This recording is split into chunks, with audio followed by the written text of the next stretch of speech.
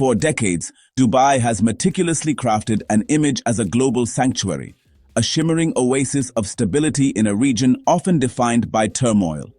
It sold the world a dream of unparalleled luxury, futuristic skylines, and, most importantly, absolute security. This was a place where international business leaders, wealthy expatriates, and millions of tourists could operate with a sense of peace that was rare in the Middle East. Dubai was not just a city, it was a brand, synonymous with safety and aspiration. The unwritten contract with the world was simple. Come here, and you will be shielded from the geopolitical storms raging beyond our borders. This powerful reputation became the very foundation of its economic miracle, attracting capital and talent from every corner of the globe and solidifying its status as a premier hub for commerce and leisure. This carefully constructed illusion, however, has been violently shattered in recent days. The attacks launched by Iran in late February and early March 2026 have done more than just cause physical damage. They have struck at the very heart of Dubai's identity. The city's famed skyline, once a symbol of ambition and progress, is now a backdrop for explosions and air defense traces. The sense of invulnerability that once permeated its pristine streets and luxurious resorts has evaporated, replaced by a new and unsettling reality of emergency alerts and fear. The world is now seeing Dubai not as an untouchable haven, but as a front line in a dangerous and escalating regional conflict, a perception that threatens to undo years of careful brand management and investment. The psychological impact of these events cannot be overstated. For the diverse population of residents who chose Dubai for its promise of a secure and predictable life, the recent barrages have been a rude awakening. The assumption that the UAE's neutrality and economic focus would keep it safe has been proven tragically wrong. Suddenly, the conflicts that seem distant on news channels are unfolding directly overhead. The wail of air raid sirens and the tremor of distant impacts are experiences that will be seared into the collective memory of the city. This shift in perception is profound. When a city's core promise is safety, the breach of that promise creates a crisis of confidence that can be far more damaging than any physical destruction. The new narrative emerging from the smoke and debris is one of vulnerability. Viral images of fires on iconic landmarks and panicked tourists running for cover are painting a picture of Dubai that is starkly at odds with its glossy marketing brochures. The city's leadership now faces the monumental task of not only defending its airspace, but also salvaging a global reputation that is taking on water fast. The world is watching to see if Dubai can restore the sense of security that was its most valuable asset. The question on everyone's mind is whether this is a temporary disruption or the beginning of a new, more perilous era for the Pearl of the Gulf, one where the illusion of perfect safety is gone for good. The Iranian counterstrike was not a token gesture. It was a large-scale, coordinated assault designed to terrorize and overwhelm. In the early hours, the skies over the UAE, a nation accustomed to tranquility, erupted into a terrifying spectacle of modern warfare. Using a swarm of Shahed drones and a barrage of missiles, Iran targeted the very symbols of Dubai's success and global appeal. The attacks were precise and audacious, striking at the heart of the city's luxury and commerce. One of the most shocking incidents occurred on the iconic Palm Jumeirah, a man-made archipelago known for its opulent villas and five-star hotels. A Shahed drone slammed into the area near the Fairmont Hotel, causing a massive explosion and a raging fire that lit up the night sky, turning a postcard-perfect scene into a war zone. The assault on Dubai's landmarks continued with chilling effect. The world-famous Burj Al Arab, a hotel shaped like a sail that has long been a symbol of Dubai's architectural ambition, was also hit. While the building itself was not structurally compromised, debris from an intercepted drone struck its outer facade, sparking a minor fire. Though the damage was contained and no injuries were reported, the psychological impact was immense. The sight of flames, however small, on such an iconic structure sent a clear message: nowhere is safe. Even the city's logistical heart, Dubai International Airport, one of the busiest travel hubs on the planet, did not escape the onslaught.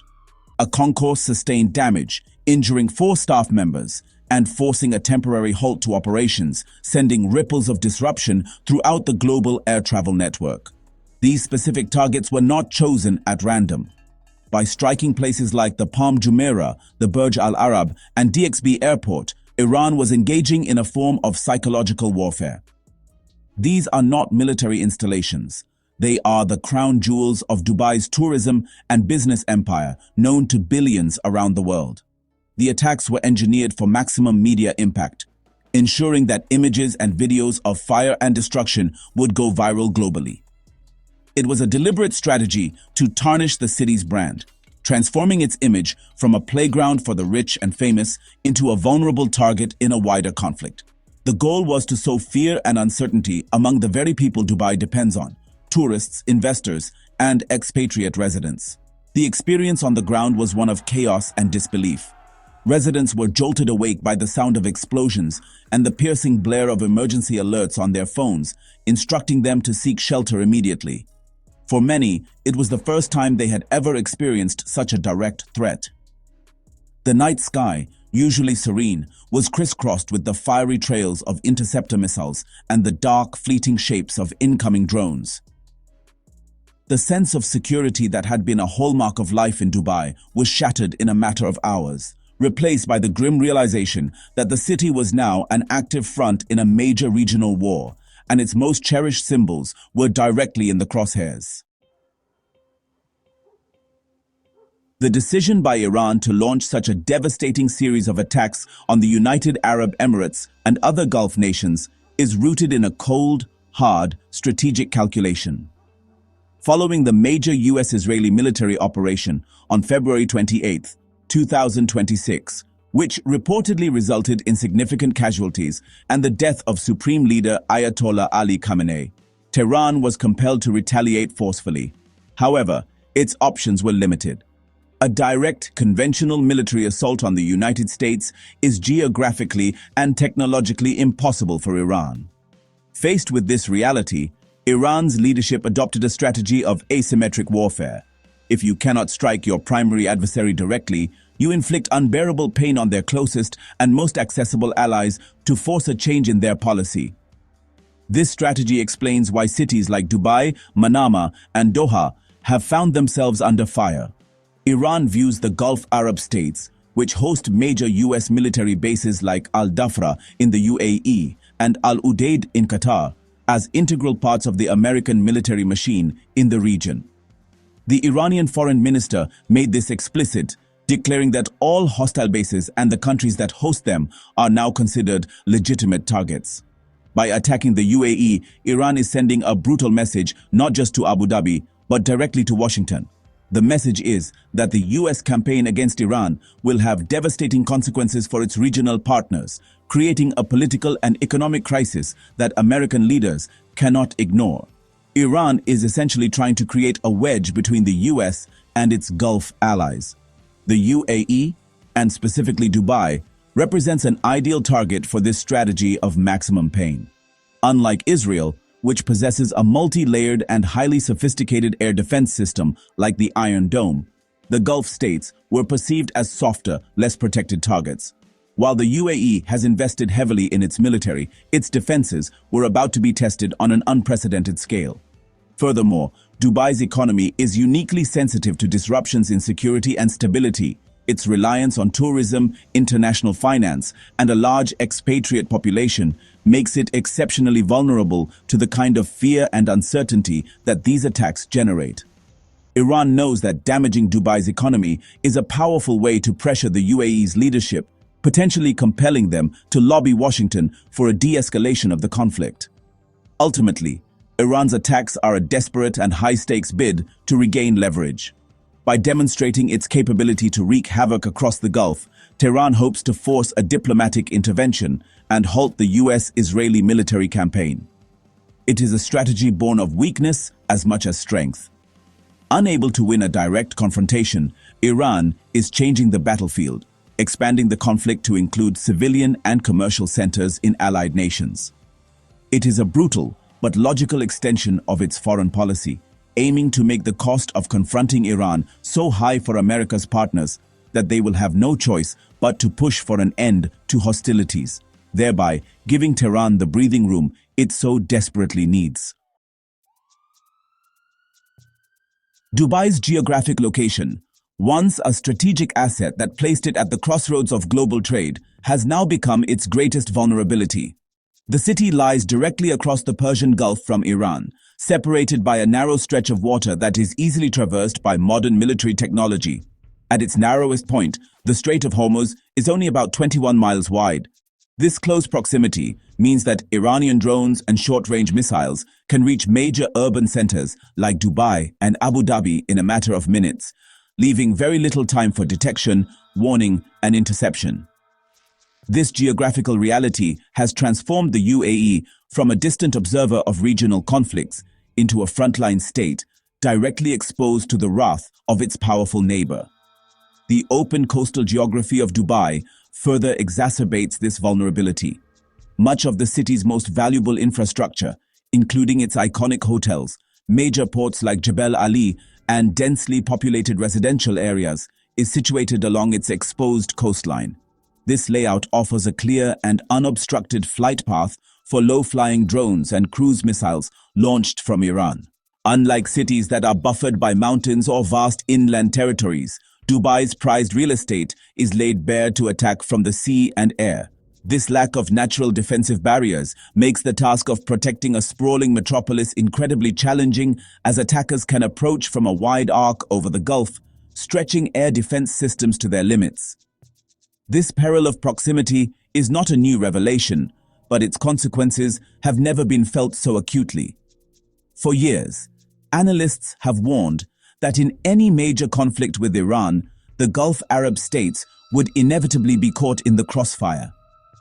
However, a prevailing belief in diplomacy and economic interdependence fostered a sense of security that has now been proven false. The recent attacks demonstrate that Iran is not only willing but also fully capable of exploiting this geographical advantage to devastating effect. The short flight times for incoming projectiles drastically reduce the window for response, putting immense pressure on the UAE's air defense crews and command and control systems to perform flawlessly under extreme pressure.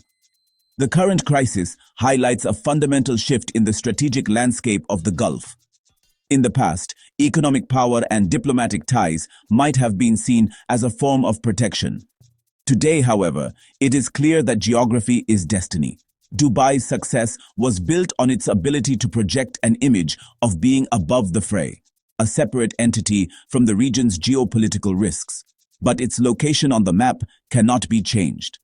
The city is inextricably linked to the security dynamics of the Persian Gulf, and as long as tensions with Iran remain at a boiling point, its proximity will remain its Achilles heel, a constant and unavoidable source of danger for its residents and its economy.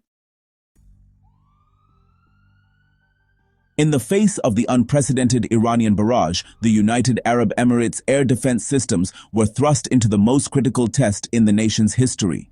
The UAE Ministry of Defense reported a significant degree of success, stating that its forces had intercepted a large number of incoming threats. According to their official statements, air defenses managed to destroy 132 missiles and 195 Iranian drones during the intense wave of attacks. This performance really showcases the substantial investment the UAE has made in acquiring sophisticated Western and domestically developed defense technology, including systems like the Terminal High Altitude Area Defense, or THAAD, and Patriot missile batteries. On paper, these numbers suggest a robust and capable defense network in action. However, the reality of the situation is, more complex than interception statistics alone can convey. In modern warfare, especially with the use of swarm tactics, an attacker doesn't need every projectile to hit its mark. Even a small percentage of drones and missiles penetrating a defensive shield can cause immense physical and psychological damage, and this is precisely what happened in Dubai. The strikes on the Palm Jumeirah and the damage at Dubai International Airport are stark reminders that no air defense system is infallible. The strategy of a saturation attack is designed to overwhelm even the most advanced networks, ensuring that some weapons will inevitably get through. The debris from intercepted missiles also poses a significant threat, as seen in the fire at the Burj Al Arab. The experience for civilians on the ground really underscored the terrifying reality of being under such an attack. Throughout the night, residents received emergency alerts on their mobile devices, a jarring intrusion into the normally peaceful life of the city. These messages urged people to stay away from windows and seek shelter, transforming high-rise apartments and luxury villas into makeshift bunkers. The sight and sound of the battle raging overhead, the thunderous launches of interceptor missiles, the distant crump of impacts, and the constant fear of a direct hit created an atmosphere of intense anxiety. This experience demonstrated that even with a strong military defense, the shield is not absolute, and the population remains exposed to the dangers of the conflict. Ultimately, the attacks have revealed the inherent limits of a purely technological solution to a geopolitical problem. While the UAE's air defenses performed admirably under extreme duress, preventing what could have been a far greater catastrophe, they could not preserve the city's most precious commodity, its sense of complete security. The fact that iconic landmarks were hit and the daily life of the city was violently disrupted proves that a determined adversary can still inflict pain. This realization forces a difficult conversation for the UAE's leadership. Simply buying more interceptors is not a sustainable long-term strategy. The crisis highlights the urgent need for diplomatic and political solutions to de-escalate the conflict, as a reactive military posture alone cannot guarantee the safety upon which Dubai's entire economic model is built. The Iranian attacks are inflicting deep and potentially lasting damage on Dubai's economy, which is uniquely built on confidence and its global image. The city's primary economic pillars, tourism, real estate, and international finance, all depend on its reputation as a safe and stable place to visit, live, and invest. The recent events have shaken this foundation to its core. The tourism sector, a lifeblood for the city, is facing the most immediate threat. Shocking images of explosions at luxury hotels and disruptions at one of the world's busiest airports are, honestly, the worst possible advertisement. Potential visitors, especially those planning family vacations or large conferences, are likely to reconsider their plans, opting for destinations that are not in the shadow of an active war. The impact on the expatriate community and the real estate market could be even more profound and long-lasting. For years, people from all over the world have flocked to Dubai, drawn by the promise of high-paying jobs, a tax-free lifestyle, and, above all, safety for their families. This influx of foreign talent has fueled a booming property market and a vibrant consumer economy. Now, these residents are faced with a terrifying new reality. The attacks force them to weigh the benefits of living in Dubai against the personal risk to their safety. If a significant portion of this expatriate population decides the danger is too great and chooses to leave, it could trigger a downward spiral in the real estate market and a broader economic contraction. For international investors, the attacks introduce a level of political risk that was previously considered minimal. Dubai has long marketed itself as the premier business hub for the entire Middle East, Africa, and South Asia, a stable platform from which to manage regional operations. The conflict shatters this perception, recasting the UAE as a location with significant geopolitical vulnerabilities. Companies may now hesitate to establish or expand their regional headquarters in Dubai, fearing disruptions to their operations, supply chains, and the safety of their employees. This perceived risk could divert future foreign direct investment to other, more stable financial centers, undermining Dubai's ambition to be the undisputed commercial capital of the region. Ultimately, the economic fallout is a crisis of confidence. The Dubai brand was meticulously built over decades, associating the city with superlatives, the tallest, the biggest, the most luxurious. But the most important, albeit unspoken superlative, was the safest. That is now in question. Restoring this confidence will be a far greater challenge than repairing the physical damage from the attacks. The leadership must convince the world, tourists, residents, and investors alike, that this was an isolated event and that security can be guaranteed. If the conflict continues and the attacks become a recurring feature of life in the Gulf, the cracks in Dubai's golden facade could widen into fractures, threatening the very sustainability of its economic model.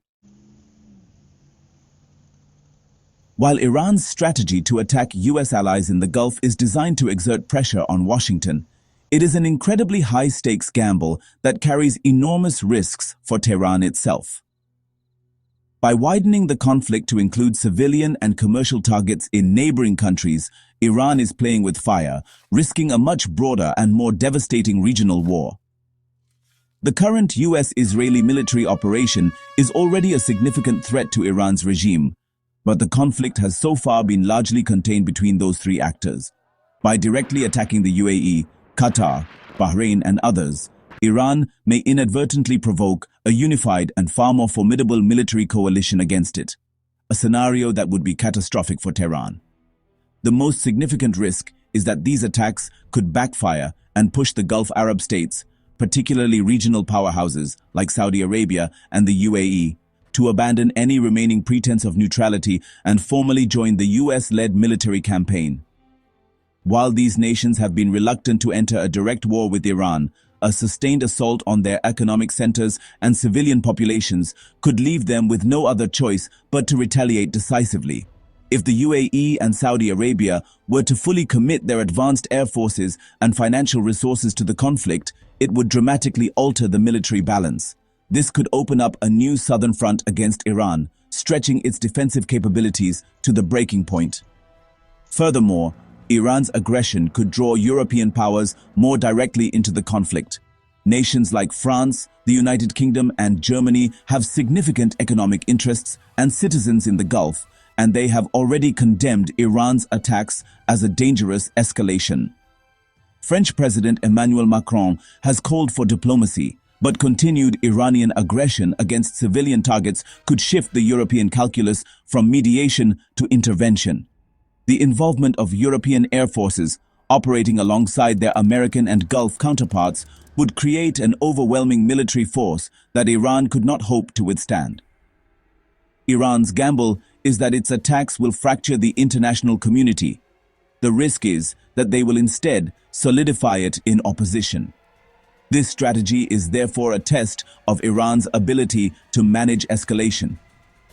Tehran is betting that it can inflict just enough pain to force its adversaries to the negotiating table without crossing a threshold that triggers an all-out war.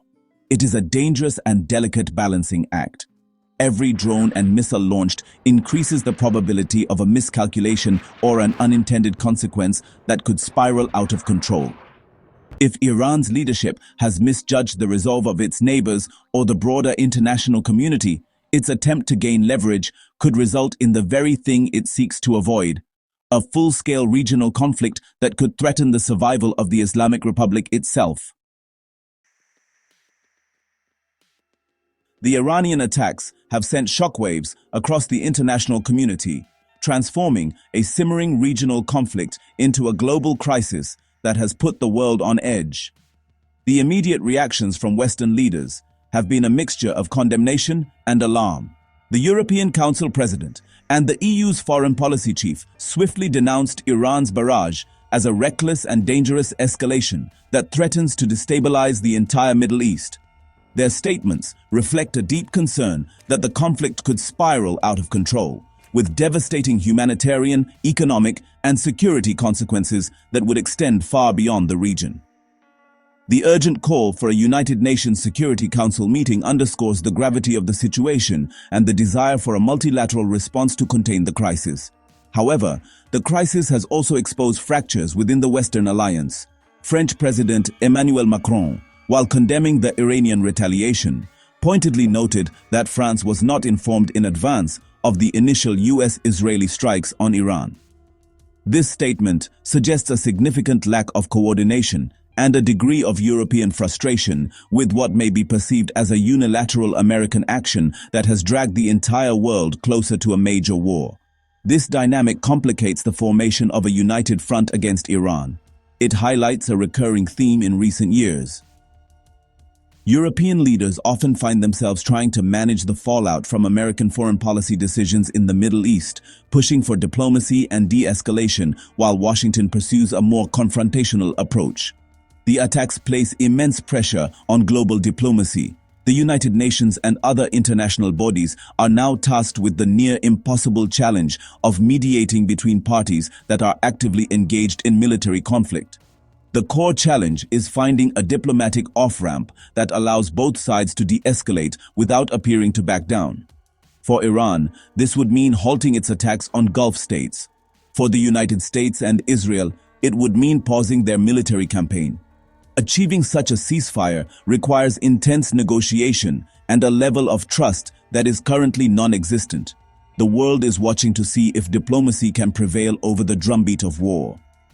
This conflict is another stark reminder of the interconnectedness of the global system. The attacks on Dubai's airport immediately disrupted international travel.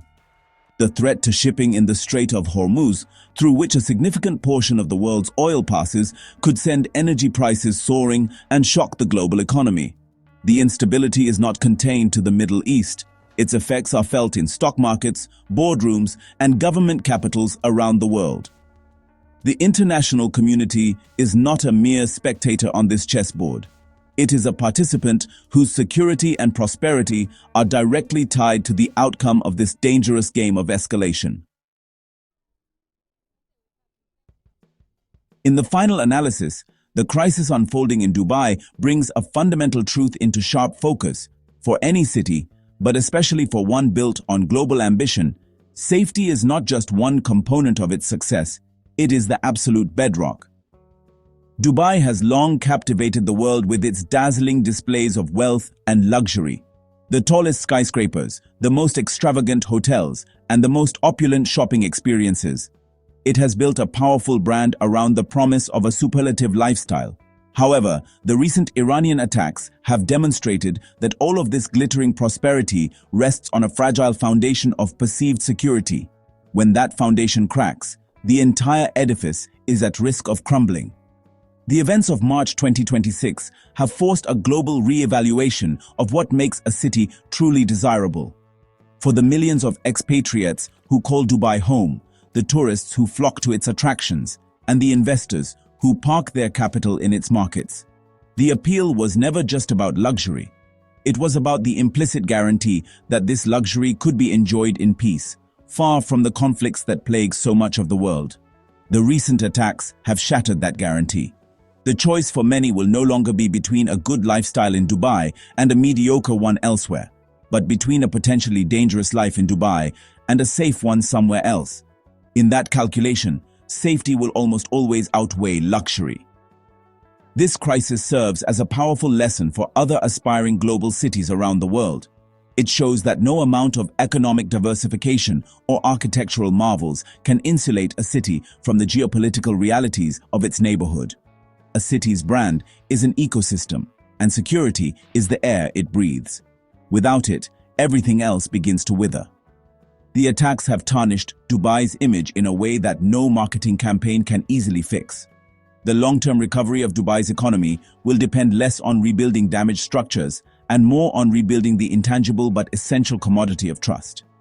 It must once again convince the world that it is a sanctuary. The future of Dubai now hinges on its ability to restore this fundamental promise. The path forward is fraught with uncertainty. If the conflict with Iran continues to escalate and attacks on the UAE become a new normal, the city's status as a premier global hub could face an existential threat. Capital and talent are fluid. They will migrate to wherever they are treated best and, most importantly, where they feel safest. The story of Dubai's ordeal is a cautionary tale for the 21st century. Prosperity is fleeting.